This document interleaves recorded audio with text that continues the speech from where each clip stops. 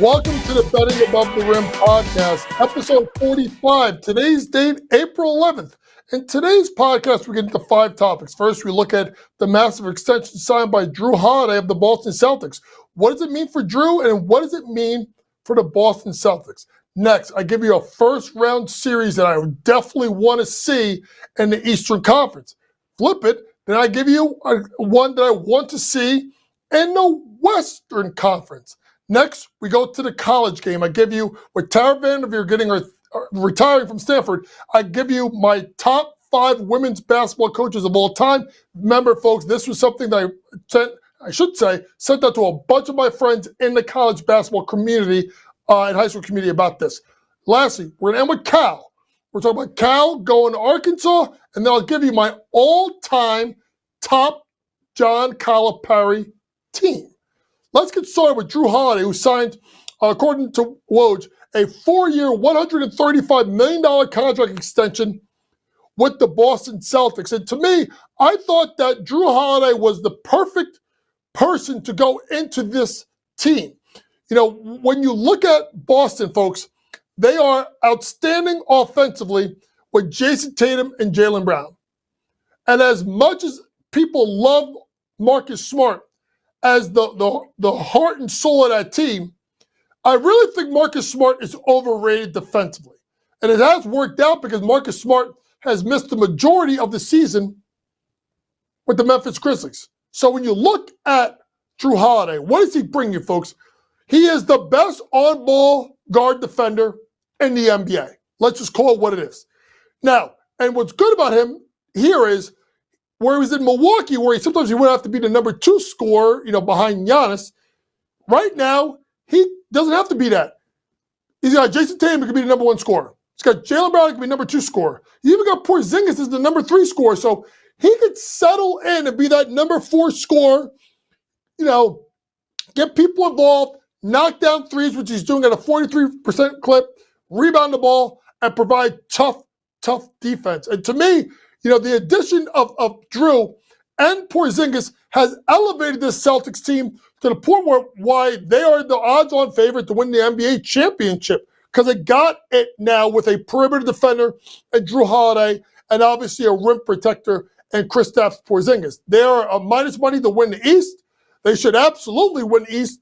And if they don't, then obviously people are going to start looking at the roster, I would think, honestly, more specifically, at Joe Mazzulla. But Joe Mazzulla has done a really good job this year, particularly getting Charles Lee and Sam Cassell to step in. So Jrue Holiday signs a 4-year, $135 million extension. Good for him. Great for the Celtics. Let's move on to a matchup that I really want to see in the playoffs. Oh, folks, give me Philadelphia and Milwaukee. Give me Philly and Milwaukee right now. And if the season ended right now, before we record this podcast, right, on April 11th, that would be a first-round series. Why? Come on now. Doc! Of course. Doc Rivers, who was in Philadelphia and choked like no one's business. A Doc Rivers who went to Milwaukee, who was 30-13 with Adrian Griffin, and they've turned around and they've played like hot garbage. Now, they won their last game or two games, I should say. Last night, beating Orlando, got to play them again, right? And then, obviously, the win that they had over Boston, but Boston didn't play everybody. So I want to see what Doc does, because Doc has not been known as a great adjuster. But there's a little bit more. Pat Bev. Pat Bev was with the Sixers earlier this year. Pat Bev's now with Milwaukee, now putting in the starting lineup. You know Pat Bev. Pat Bev's going to run his mouth. So to me, it's an intriguing matchup because you look at the superstars, right? Joel Embiid, who just got back from injury, who is one of the greatest players of this generation, trying to break through and get to an NBA final, right? Versus Giannis, who is now on his 3rd coach in the 1 calendar year with 1 ring, and people like me starting to question his leadership. It's Damian Lillard, a guy that in Portland was, obscurity, now at a chance to win a championship. It's Tyrese Maxey, who's elevated his game in a new role as the number 2 guy now that James Harden's gone. It's Kelly Oubre, a great free agent signing, right, for Philadelphia. It's Bobby Portis. It's Brook Lopez. But the main thing is it's Nick Nurse and Doc Rivers. Pure cinema. And I can't wait to see that matchup go down. Plus, I'm not going to lie to you. I don't want them to be 6 because I'm a Knicks fan, and I think the Knicks are going to be 3. So please keep Philadelphia at 7 and keep Milwaukee at 2, and I'll be okay. Let's move on to the West. Woo-wee! And I think the matchup's already set up. Dallas, Clippers. Oh my goodness. And why is this pure cinema? Folks, I'm going to call it the way I see it. Luka Doncic hates the Clippers. He hates the Clippers with all his might.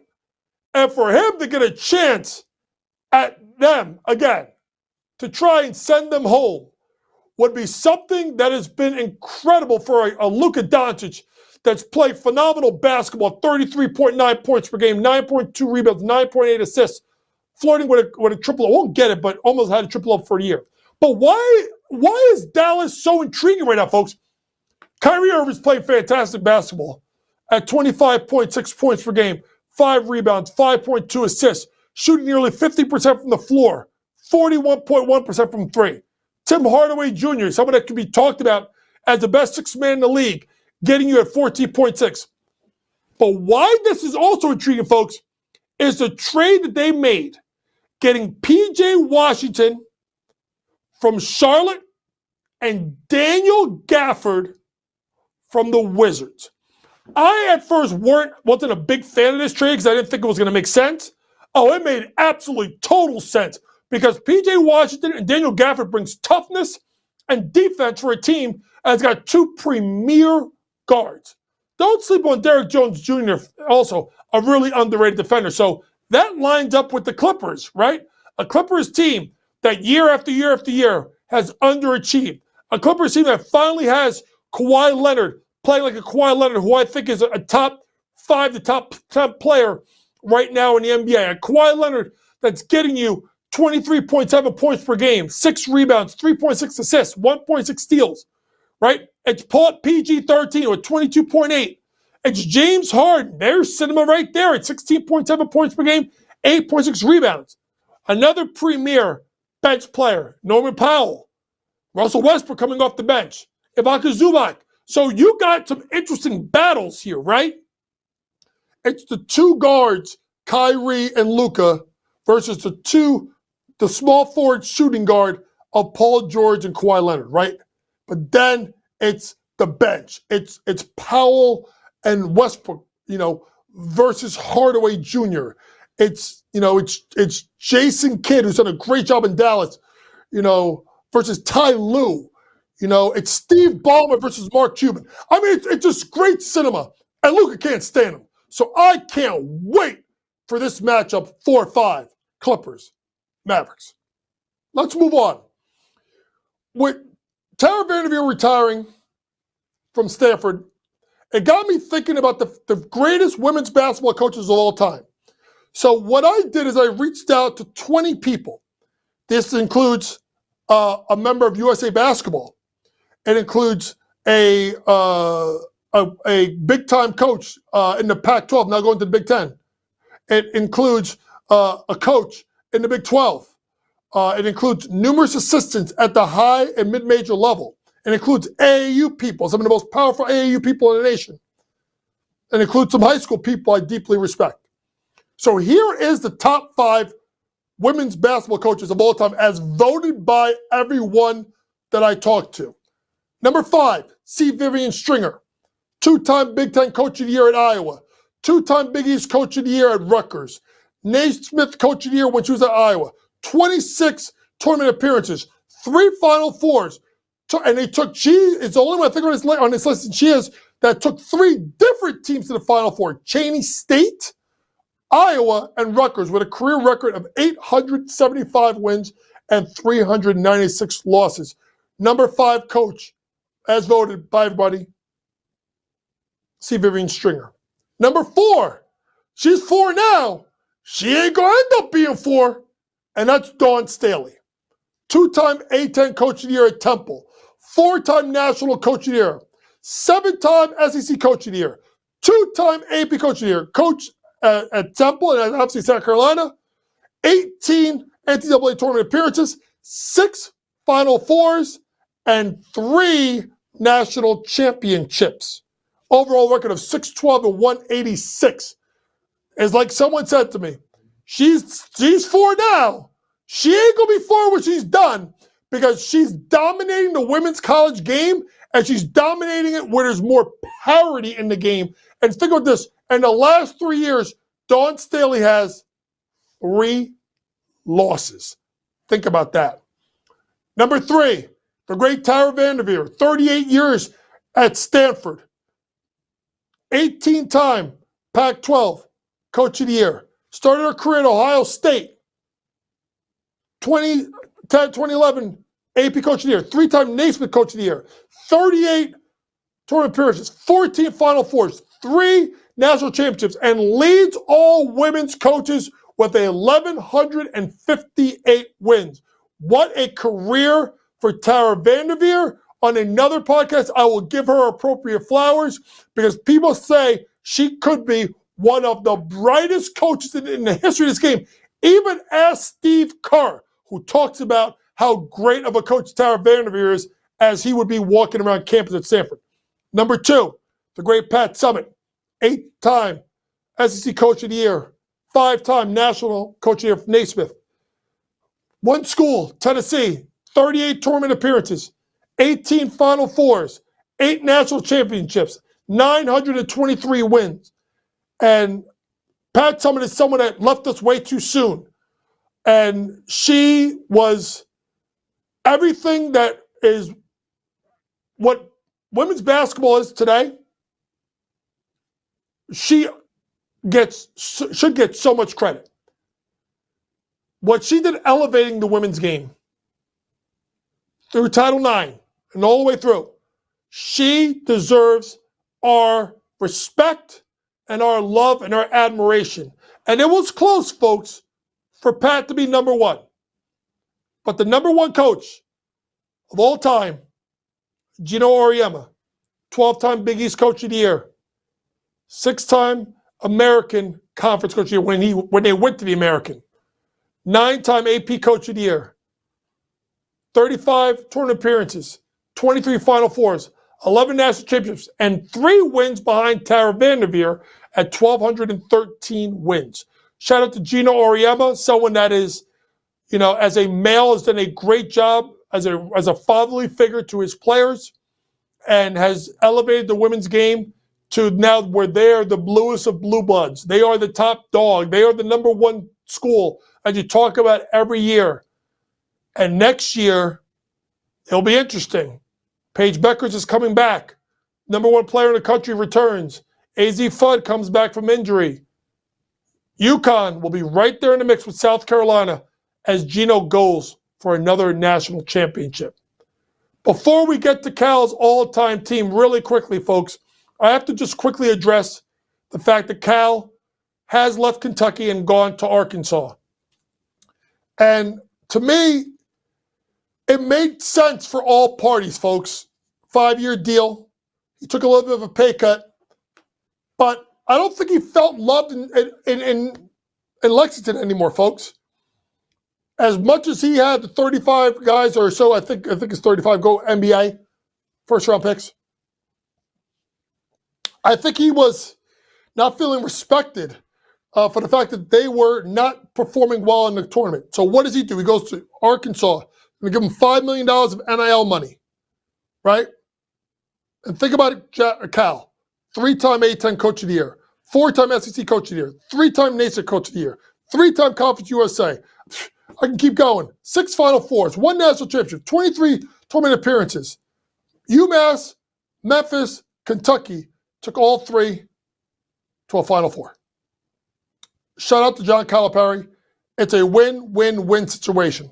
John gets a fresh start. Arkansas gets the biggest name in college basketball. And Kentucky does not have to spend $33 million on a buyout. But it's going to be interesting, folks. Scott Drew said no today. Dan Hurley has said no. Billy Donovan has talked about him not wanting it. Nate Oates of Alabama said no. Keep an eye, there's rumors. Mark Pope played on the 1996 championship team for Rick Pitino. Look for Mark Pope. It shouldn't be Rick Pitino. It may have been Tubby Smith, but I think it's one of those two. Look out for Mark Pope possibly to be the next coach at Kentucky. Now, let's bring in John Calipari's all-time team.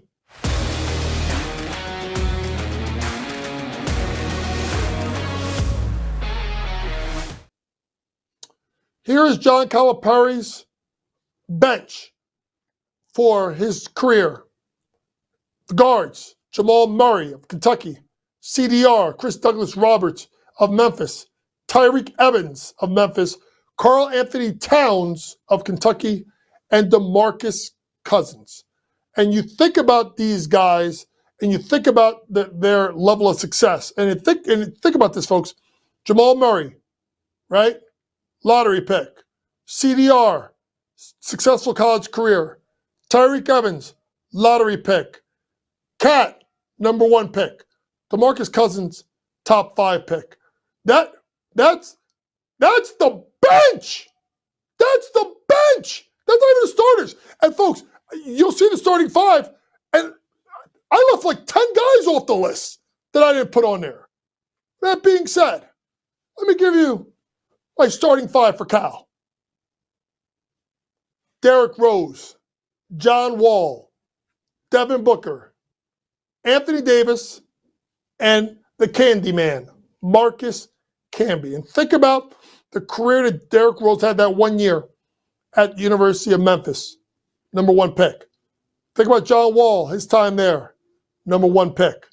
Think about Devin Booker, lottery pick, I think 6th or 7th. Think about Anthony Davis, number 1 pick. Marcus Camby, number 2 pick. So on the bench, and the bench of the starting 5, I think I counted, 4 number 1 picks. Every one of those guys was drafted. I think CDR may have went 2nd round or late 1st round. But shout out to John Calipari. Let me go through it real quick. The bench. And once again, Jamal Murray, Chris Douglas Roberts, Tyreke Evans, Karl Anthony Towns, DeMarcus Cousins. Starting lineup: Derrick Rose, John Wall, Devin Booker, Anthony Davis, Marcus Camby. And when this comes out, folks, I want you to DM me, Kentucky fans, Memphis fans, UMass fans. Tell me where I went wrong, because I'll be honest with you, I really struggled with this, right? I really struggled with all the stars that Cal had. I could have done fine, a 3rd team. Didn't have time. But let me know. DM me at Coach Young NJ and let me know what you think about my all-time Cal team. This has been episode 45 of our podcast. For all things sports gambling, download that Sports Grid app. Pre-game, in-game, post-game, props, predictions, and more from the very best in the sports gambling industry. You can download it on Google Play and iOS Store. Next podcast will be Monday. NBA season will be wrapped up. We will preview the playing games and start to get you ready for the NBA playoffs. For my producer, Matt George, Vinny Jr. with the graphics, this has been Coach Young. Thank you for listening to the podcast. Remember, folks, it's smarter to be on Sports Grid. Good night.